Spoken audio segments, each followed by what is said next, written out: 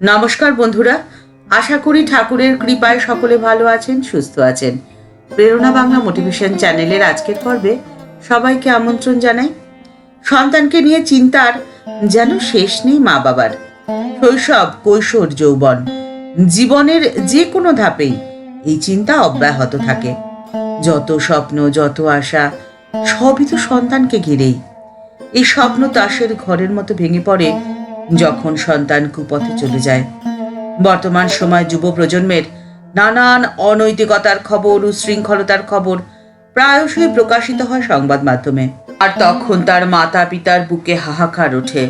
তারা বুঝতেই পারেন না কোথায় ভুল হলো। প্রত্যেক মাতা পিতার সুখ তো লুকিয়ে রয়েছে তার সন্তানের মধ্যেই। আপনার সন্তান কখনো বিগড়বে না, কখনো বিপথে যাবে না, যদি ঠাকুর, মা ও স্বামীজির এই তিনটে বীজ মন্ত্রে আপনি আপনার সন্তানকে দীক্ষিত করতে পারেন।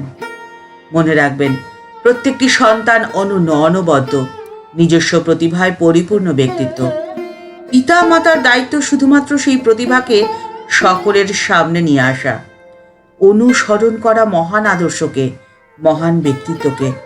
কিন্তু বর্তমান সময় অনুসরণের পরিবর্তে অনুকরণ করানোর এক অসম প্রতিযোগিতায় নাম লিখিয়ে দেওয়া হয় তাদের সন্তানদের।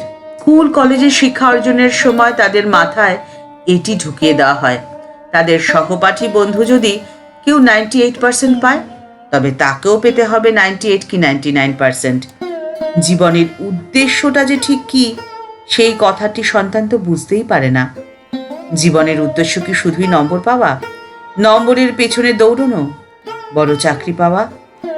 এর মধ্যেই কি রয়েছে সত্যিকারের সুখ, সত্যিকারের আনন্দ? কি এভাবেই পাওয়া সম্ভব? অন্যকে পিছনে ফেলে এগিয়ে যাওয়ার অভ্যাস যখন তার রক্তে প্রবেশ করে, তখনই তো সে সকলের পিছুটান ছেড়ে বৃদ্ধ পিতা মাতার দায়িত্বকে অগ্রাহ্য করে স্বার্থপরের মতো বাঁচতে শিখে যায়।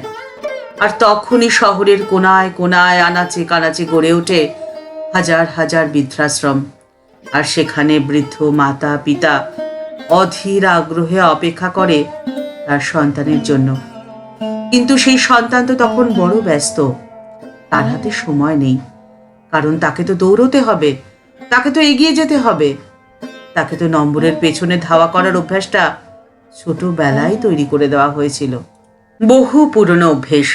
কিন্তু তখন যদি তাকে কাঠগড়ায় দাঁড় করানো হয়, তা কি খুব যথাযথ কাজ?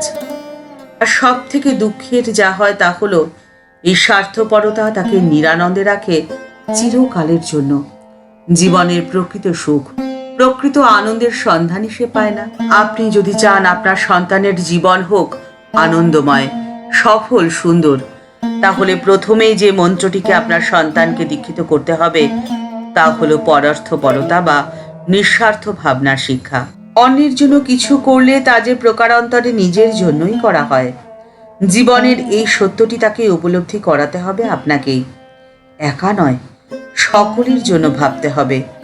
একলা ভালো থাকা নয়, সকলের সাথে ভালো থাকার মধ্যেই রয়েছে নিজের ভালো থাকা। জীবনে সফল হতে গেলে কোনো একটি উদ্দেশ্যকে সামনে রেখে এগিয়ে যেতে হবে। সেই উদ্দেশ্যকে সামনে রেখে সাফল্য লাভ করার জন্য প্রয়োজন বিভিন্ন ক্ষেত্রে আমাদের যে শক্তি অযথা আমরা খরচা করি তাকে একত্রিত করা। আসলে আমরা উদ্দেশ্য সম্পর্কে না ভেবেই কাজে লেগে পড়ি। সংসারের স্রোতে গা ভাসিয়ে দিতে আমরা এতটাই অভ্যস্ত যে ভাসতে ভাসতে কোন তীরে গিয়ে যে আমাদের তরি ঠেকবে তা বুঝতেই পারি না। ইতস্তত বিক্ষিপ্ত ছড়িয়ে ছিটিয়ে থাকা সমস্ত শক্তিকে একত্রিত করতে হবে, একত্রিত করতে হবে জীবনের মূল উদ্দেশ্যের শক্তির সঙ্গে। উদ্দেশ্য এবং শক্তির মধ্যে সমন্বয় সাধন না হলে আমাদের চিন্তা এবং কাজের মধ্যে কিছুতেই যে জোট বাঁধবে না। আর একসাথে জোট না বাঁধলে আপনার সন্তান তো জীবনের সঠিক পথটি খুঁজে পাবে না, আর তখনই সে বিপথগামী হয়ে পড়বে। আপনার সন্তানের মধ্যে অন্তর্নিহিত যে শক্তি রয়েছে তাকে টেনে বাইরে বের করে নিয়ে আসুন, দেখবেন আপনার সন্তান কখনো বিগড়বে না। দ্বিতীয় যে মন্ত্রটিতে আপনাকে দীক্ষিত করতে হবে সেটি হলো নিরহংকারী হয়ে, নিষ্ঠাবান হয়ে পথ চলা। 1916 সালে বেলুড় মঠে রাজা মহারাজ কথা প্রসঙ্গে বলেছিলেন, নিষ্ঠা এমন চাই যে যে অবস্থাতেই থাকি না কেন আমাকে আমার নিয়ম পালন করতেই হবে। প্রত্যেকটি বিষয়ে একটা নিয়ম করে নিবি। এত সময় ধ্যান করব, এত সংখ্যা জপ করব, এত সময় পড়ব, এত সময় ঘুমোবো। ইরেগুলার লাইফ হলে কোনো কাজে সাকসেসফুল হওয়া যায় না। রেগুলেটেড লাইফ শারীরিক এবং মানসিক ডেভেলপমেন্টের একমাত্র উপায়। সাধনা এবং তপস্যায় নিষ্ঠা যে বড়ই গুরুত্বপূর্ণ। আর তৃতীয় যে মন্ত্রটিতে আপনি আপনার সন্তানকে দীক্ষিত করতে পারেন সেটি হলো কর্মযোগী হওয়ার দীক্ষা। বর্তমানে দ্রুত জীবনযাত্রায় বেশিরভাগ মানুষই এটাই মনে করেন যে ফলাফল বোধহয় খুব তাড়াতাড়ি পাওয়া সম্ভব। ধৈর্যের বড়ই অভাব।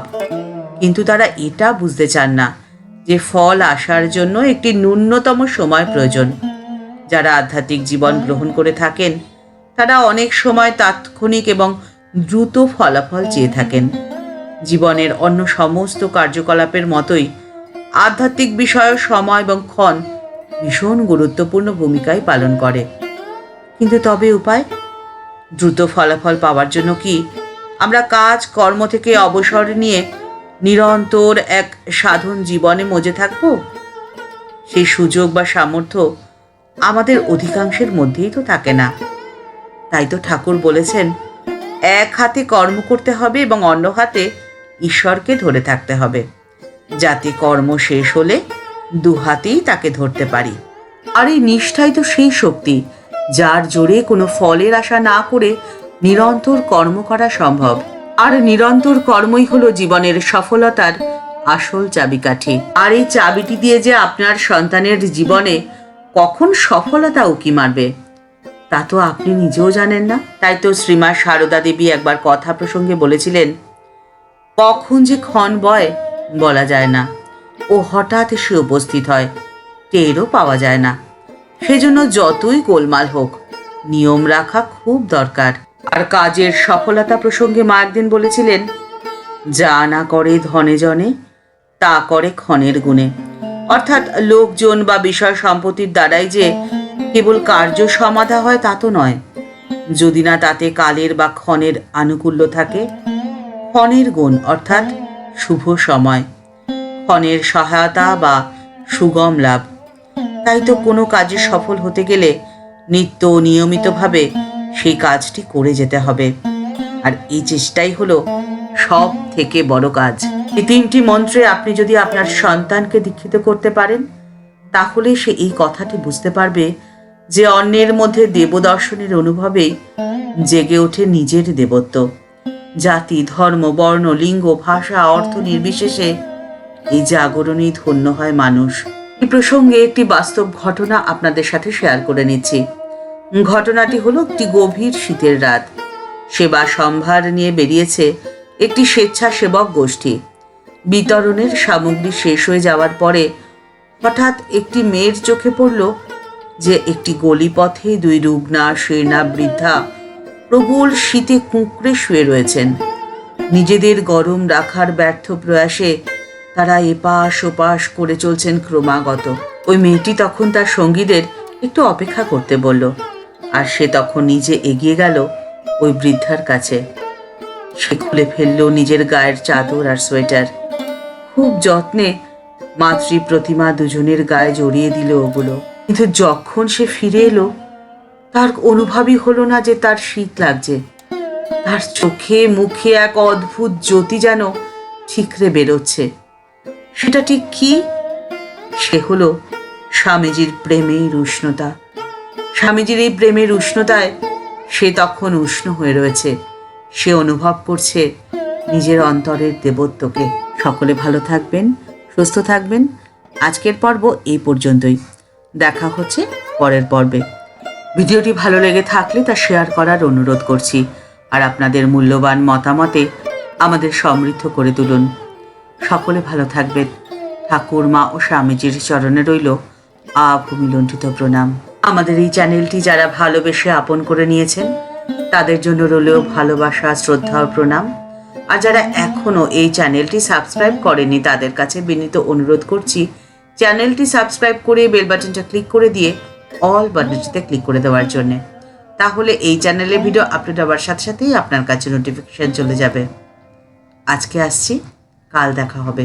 নমস্কার।